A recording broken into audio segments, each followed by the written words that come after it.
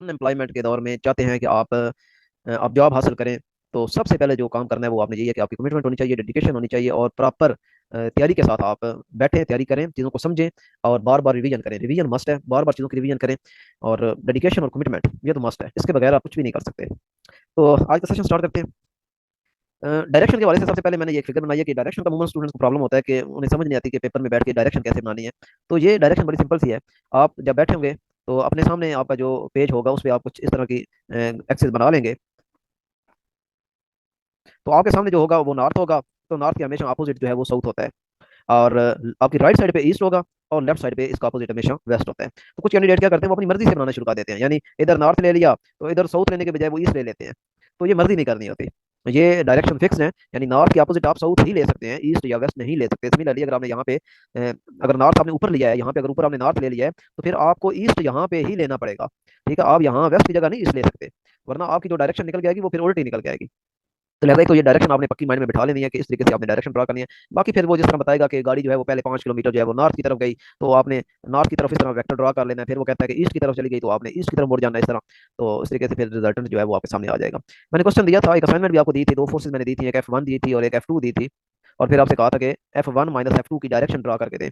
एक कैंडिडेट थी, सिर्फ उसी ने ये करके मुझे दिया था, वो भी उनसे गलती हुआ था, वो प्रॉपर नहीं कर पाई। तो मैं हैरान हूँ, मैंने इसको बड़ा वैसे लाइट लिया हुआ था कि ये वो काम है जो सारे कर लेंगे। वेक्टर है, वेक्टर की एडिशन सब्ट्रैक्शन तो मेरे ख्याल में मैं समझता था कि सबको आती है, लेकिन अब इसके बाद मुझे पता चला कि इसे तो काम करने वाला है, ये तो ड्रा करके दिखानी होगी कि कैसे जो है वो डायरेक्शन ली जाती है, F1 माइनस F2 कैसे किया जाता है। बल्कि अभी हम अपना सेशन यहीं से स्टार्ट कर लेते हैं, उसी क्वेश्चन से स्टार्ट कर लेते हैं। वो क्वेश्चन ऐसा था कि अब एग्जैक्ट मुझे याद नहीं, लेकिन मैं ट्राई करता हूँ कि F1 मैंने कहा था कि सपोज ईस्ट की जानब है, F1 इज अलोंग ईस्ट, और F2 जो है वो अलोंग है नॉर्थ कह लें। और हमने डायरेक्शन फाइंड करनी थी, F1 माइनस F2 की डायरेक्शन हमने फाइंड करनी थी। तो बिल्कुल क्लियर, आप सबसे पहले डायरेक्शन ड्रॉ करें कि डायरेक्शन क्या है आपकी। इधर है आपके पास नॉर्थ, इधर है आपके पास ईस्ट, इधर आपके पास वेस्ट है, और इधर आपके पास साउथ है। तो सबसे पहले F1 आप देखें कि F1 जो है वो आपकी टूवर्ड्स ईस्ट है। तो F1 आप ईस्ट की तरफ ड्रा करें, यहाँ पे आपकी आ जाएगी F1 टूवर्ड्स ईस्ट आ जाएगी, ये आपका F1 आ गया। और इसके बाद आपका जो F2 है वो अलॉन्ग नॉर्थ है, तो ये आपका F2 आ गया अलॉन्ग नॉर्थ। अब आपने करना क्या है, आपसे कहा गया था कि F1 माइनस F2 करें। अब F1 माइनस F2 का मतलब है कि आपको जो F2 है वो रिवर्स लेना पड़ेगा।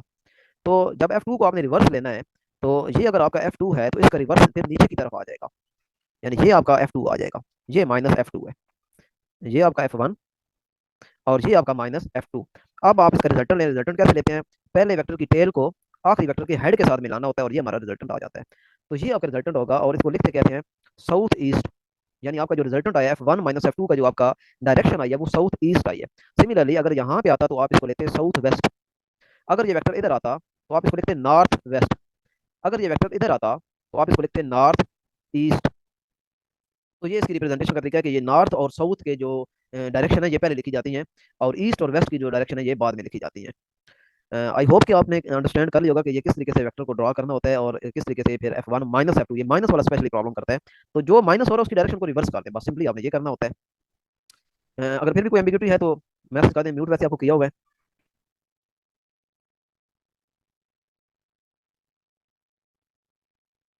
चलें ठीक है जी। हाँ, आगे मूव करते हैं आप।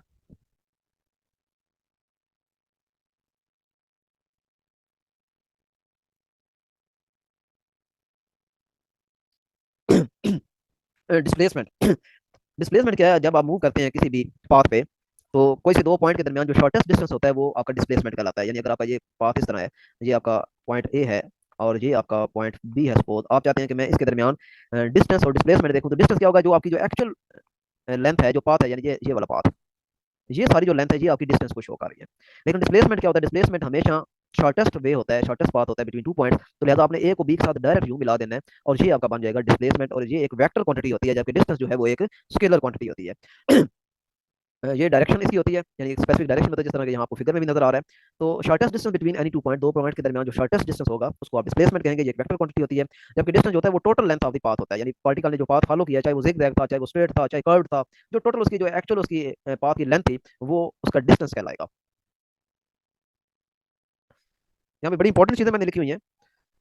डिस्प्लेसमेंट जो है ये displacement is a vector so it may be zero while distance में नॉट।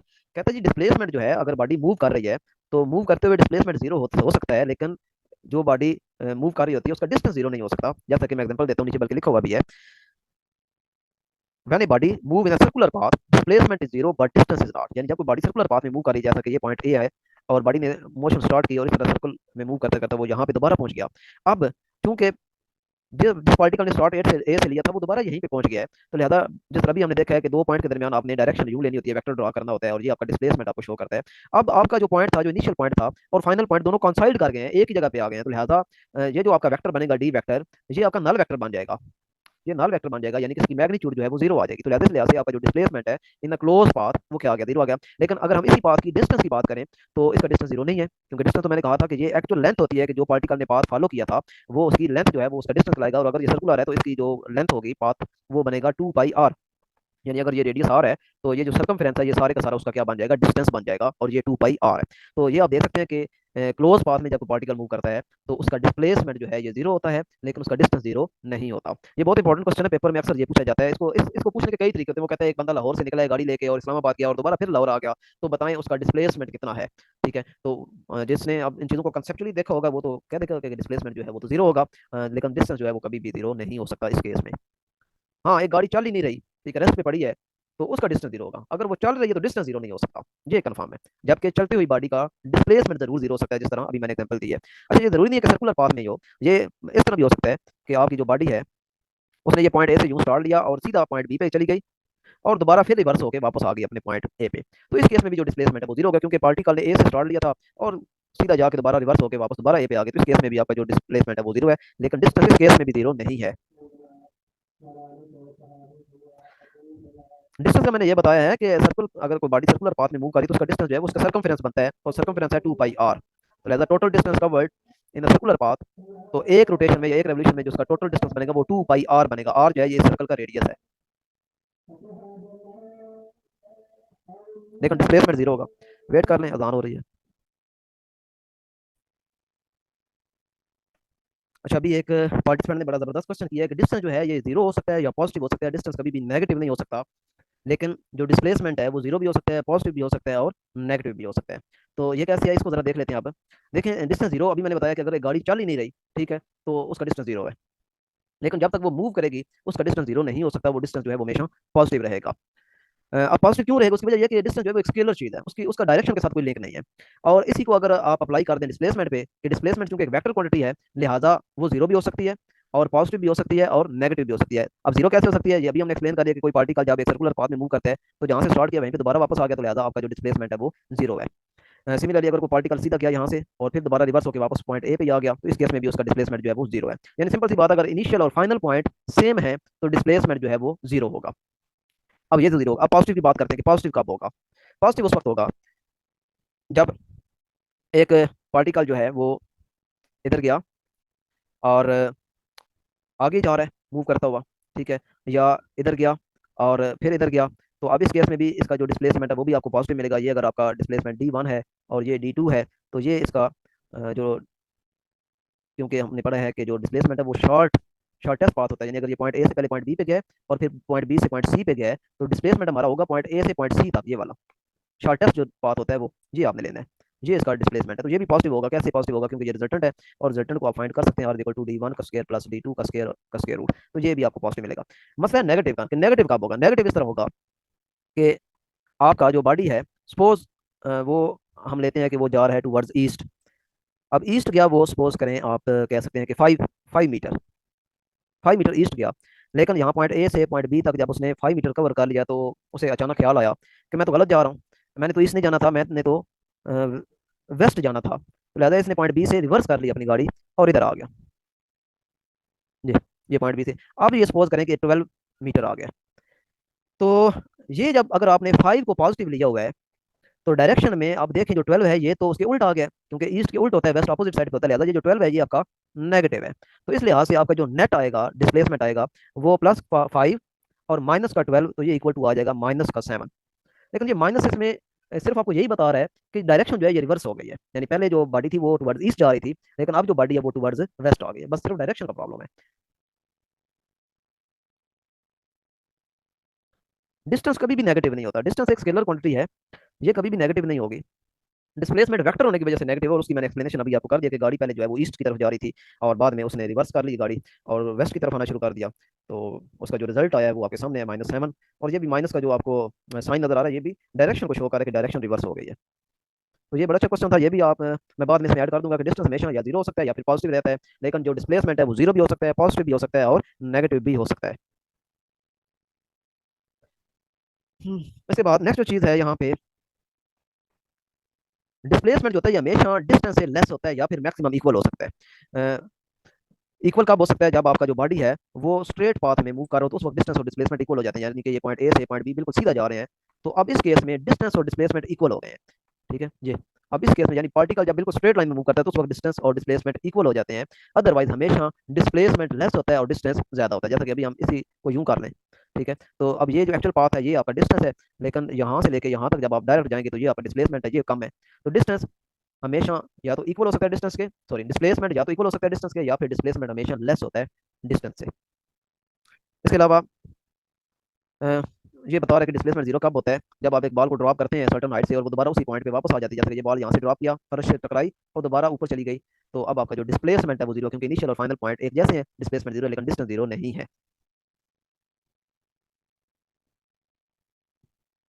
ये नहीं एंड पे लिख रहा है कि डिस्प्लेसमेंट जो है वो डिस्टेंस इक्वल होता है जब वो स्ट्रेट लाइन में मूव करता है।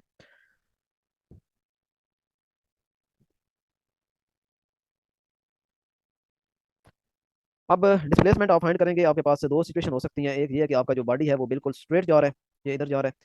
तो इस केस में आपने सिंपली डिस्प्लेसमेंट को ऐड अप कर देना होता है, यानी अगर ये x1 डिस्प्लेसमेंट है और आगे फिर जो है वो इस तरीके से ही x2 डिस्प्लेसमेंट है तो आपने सिंपली ऐड अप कर देना है। हाँ, अगर इधर जो है वो x1 डिस्प्लेसमेंट है फिर वो इतना रिवर्स हो जाता है इधर आके, तो ये फिर क्या हो जाएगा, -x2 हो जाएगा। तो लिहाजा आपका जो रिजल्टेंट डिस्प्लेसमेंट आएगा वो x1 -x2 आ जाएगा। इस केस में आपका जो डिस्प्लेसमेंट आएगा वो x1 + x2 आ जाएगा, यानी सिंपली ऐड हो जाएंगे क्योंकि डायरेक्शन इन दोनों की सेम है, लेकिन इस केस में इसकी डायरेक्शन जो है वो टुवर्ड्स ईस्ट है और x2 की जो है वो टुवर्ड्स वेस्ट है, लिहाजा ये आपस में माइनस हो जाएंगे क्योंकि डायरेक्शन रिवर्स हो गई है। ये सिंपल सा केस है। दूसरा ये है कि अगर गाड़ी जो है या पार्टिकल जो है वो डिफरेंट डायरेक्शन में जा रहा है, यानी पहले तो हमने देखा स्ट्रेट लाइन में अगर जा रहा है तो कैसे डील करना है, लेकिन अगर वो डिफरेंट डायरेक्शन में जाता है, जैसा कि पहले जा रहा है टुवर्ड्स ईस्ट और फिर वो जाता है टुवर्ड्स नॉर्थ, तो आपने क्या करना है, हमेशा इस तरीके से आपने करना है कि जो इनिशियल वेक्टर की टेल है उसको फाइनल वेक्टर के हेड के साथ मिला देना है, तो ये आपका डिस्प्लेसमेंट है। यानी वो कहता है कि गाड़ी जो है वो पहले 5 किलोमीटर ईस्ट की तरफ गई, यहाँ पे मैं लिख देता हूँ 5 किलोमीटर जो है वो ईस्ट की तरफ गई, और फिर वो कहता है जी कि 3 किलोमीटर जो है वो नॉर्थ की तरफ गई। तो बताएं पार्टिकल ने कितना डिस्प्लेसमेंट कवर किया है, तो आपने ये वाला डिस्प्लेसमेंट कवर जो है वो फाइंड करना है। ये आपका डिस्प्लेसमेंट है, shortest distance between two points. ये इनिशियल पॉइंट था और ये आपका फाइनल पॉइंट, इन दोनों के दरमियान शॉर्टेस्ट डिस्टेंस डी बनता है। और डिस्प्लेसमेंट फाइंड करने का आपके पास तरीका कार क्या है, वही जो वेक्टर में पड़ा है, 5 का स्क्वायर प्लस 3 का स्क्वायर, ये 25 + 9 बनेगा, और ये 34 का स्क्वायर रूट, ये आ गया इसका डिस्प्लेसमेट। ये नो कि आप 5 + 3 कर दें 8। हाँ, डिस्टेंस अगर पूछा जाए इसी चीज का कि एक पार्टिकल है वो पहले 5 किलोमीटर ईस्ट गया है और फिर 3 किलोमीटर जो है वो नॉर्थ गया, तो बताएं डिस्टेंस कितना कवर, तो डिस्टेंस में सिंपली ऐड कर देना होता है, यानी 5 + 3 कर दें 8। ठीक है,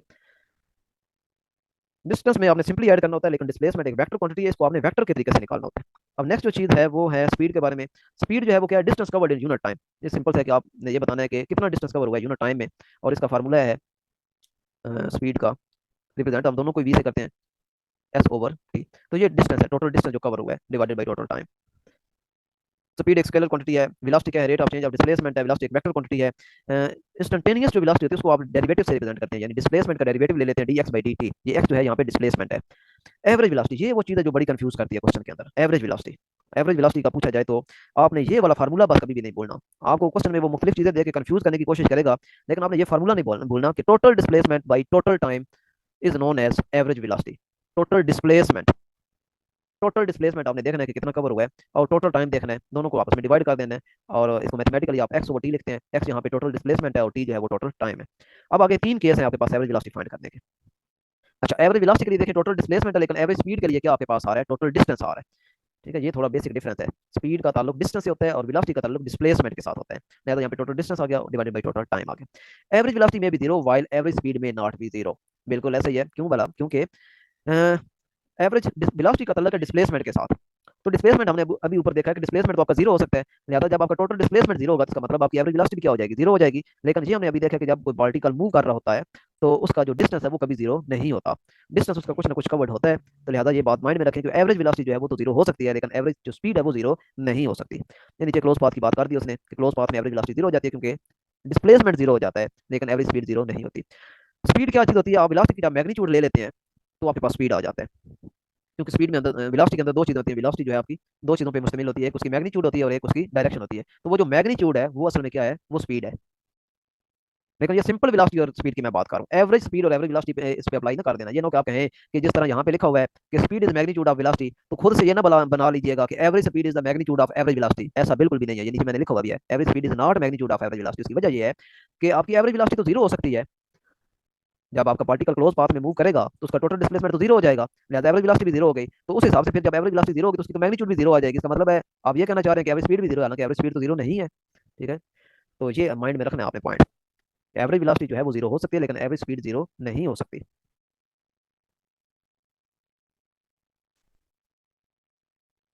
हाँ, अगर कोई पार्टिकल जो है वो स्ट्रेट लाइन में मूव कर रहा है तो फिर आप कह सकते हैं कि उसकी जो एवरेज वेलोसिटी की जो मैग्नीट्यूड होगी वो एवरेज स्पीड होगी, स्ट्रेट लाइन में यानी यूं जा रहा है पार्टिकल।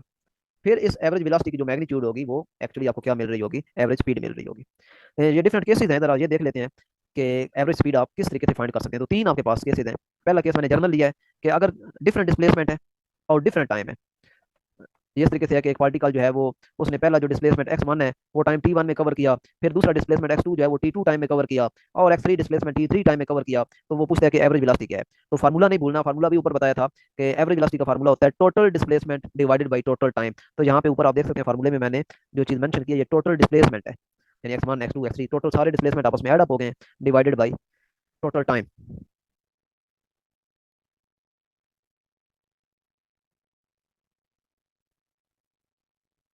ये नीचे एग्जांपल भी है इससे रिलेटेड कि एक बॉडी है जो स्ट्रेट लाइन में मूव कर रही है 3 मीटर पर सेकंड की वेलोसिटी के साथ 2 सेकंड के लिए, then it move with speed 12 metre पर सेकंड फॉर 3 सेकंड। ठीक है, the average velocity of the body is, ये आपने खुद सॉल्व करना है। हिंट मैं दे देता हूँ, फार्मूले को में तो आपको नजर आ रहा है सिर्फ डिस्प्लेसमेंट और टाइम नजर आ रहा है, लेकिन यहाँ पे वेलोसिटी दे दिया तो कोई बात नहीं है, आपने एक फार्मूला पढ़ा हुआ है s is equal to we t. तो डिस्प्लेसमेंट आप अगर आप एक्स वन फाइंड करना चाहते हैं तो एक्स वन आपका आ जाएगा वी वन टी वन। तो इस तरीके से आप इन दोनों को जब मल्टीप्लाई करेंगे ये वेलोसिटी और टाइम को, तो आपके पास एक्स वन मिल जाएगा। सिमिलरली जब आप इन दोनों को मल्टीप्लाई करेंगे तो आपके पास एक्स टू आ जाएगा। तो एक्स वन और एक्स टू को आपस में ऐड करें और divided by t one t two कर दे तो आपके पास एवरेज वेलोसिटी आ जाएगी।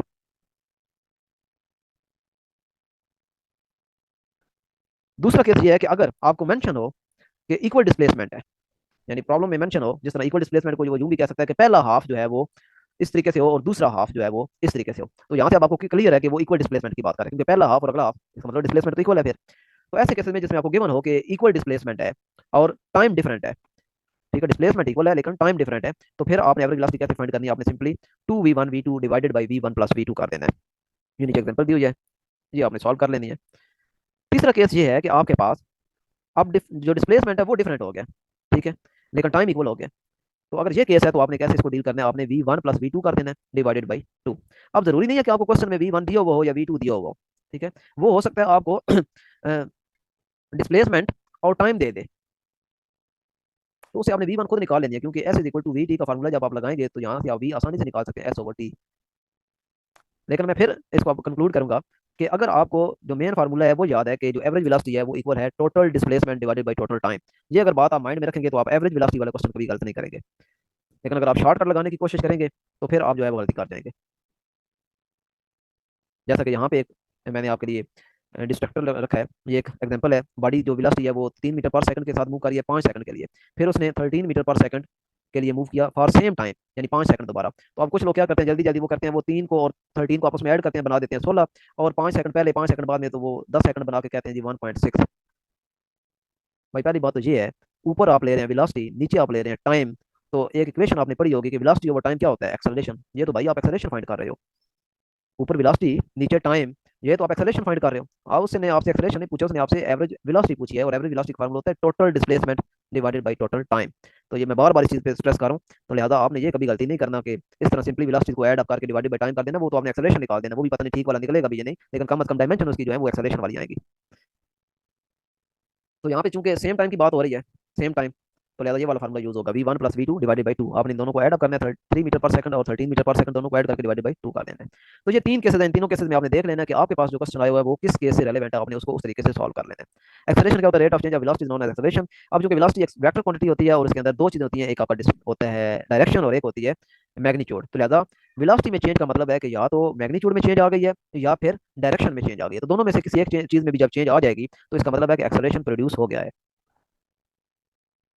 एक्सेलरेशन का फार्मूला क्या होता है?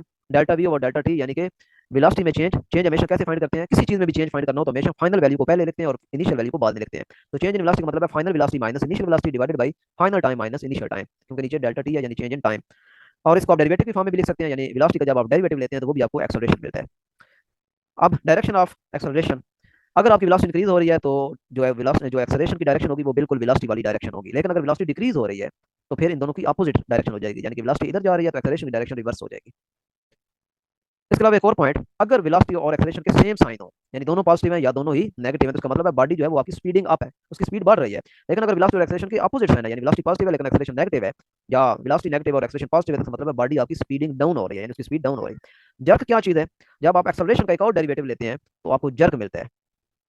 झटका जिसे कहते हैं, rate of change of acceleration, वो आपको जर्क मिलता है। फ्री फॉल, जब कोई body under the influence of gravitational force move करती है, फॉल करती है, तो हम उसे कहते हैं ये फ्री फॉल में है। और जो बॉडी भी फ्री फॉल में होती है वो एक यूनिफॉर्म एक्सेलरेशन के साथ नीचे आती है, और वो एक्सेलरेशन होता है ग्रेविटेशनल एक्सेलरेशन, जिसकी वैल्यू होती है 9.8 मीटर पर स्क्वायर सेकंड। और ये जी की मैक्सिमम वैल्यू होती है at the surface of earth. At the surface of earth g की वैल्यू मैक्सिमम होती है। जब आप सर्फेस ऑफ अर्थ से ऊपर जाते हैं तो भी इसकी वैल्यू कम होना शुरू हो जाती है, जब आप सर्फेस ऑफ अर्थ से नीचे जाना शुरू करते हैं तो भी इसकी वैल्यू कम होना शुरू हो जाती है। नहीं, इम्पल्स और चीज है।